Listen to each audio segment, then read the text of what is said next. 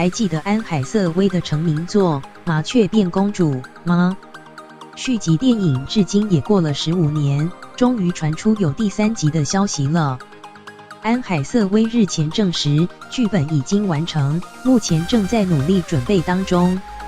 英雄电影《奇异博士》和《水行侠》也陆续传出要开拍续集的消息，不让影迷失望。影星安海瑟薇第3集的剧本确实已经完成，这句话让《麻雀变公主》的影迷等了15年。安海瑟薇终于证实，当年让她爆红的代表作要准备开拍第3集。影星安海瑟薇，我想拍；朱莉安德鲁斯也是；黛博拉马丁蔡斯，我们的制片也很想做。我们都希望它能成真，我们要等到准备好才开始动作。因为我们跟你们一样都喜爱这部电影，对我们来说也是非常重要。我们不想在准备好前透露任何东西，但我们很努力的筹备当中。电影《麻雀变公主2》皇家有约，你可以说我今天非常害羞。当年青春无敌的安海瑟薇，如今是拿下奥斯卡的实力派演员。朱莉安德鲁斯近年来也越来越少接拍电影。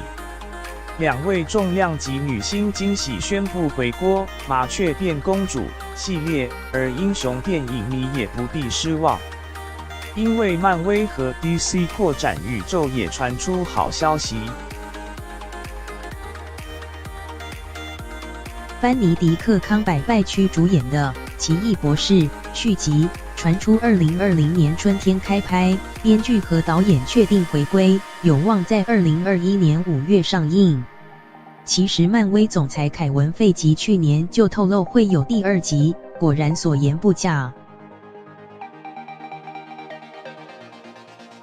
而去年在大卖的《水行侠》也传出目前在筹备续集。电影《水行侠》，你是什么鬼？亚瑟·温子仁首度执导的英雄片缴出亮眼成绩单，光是台湾票房就大卖4亿。电影公司为了维护续集品质，传出要让温子仁负责监督所有筹备工作，还可以看完剧本后再决定要不要回国指导。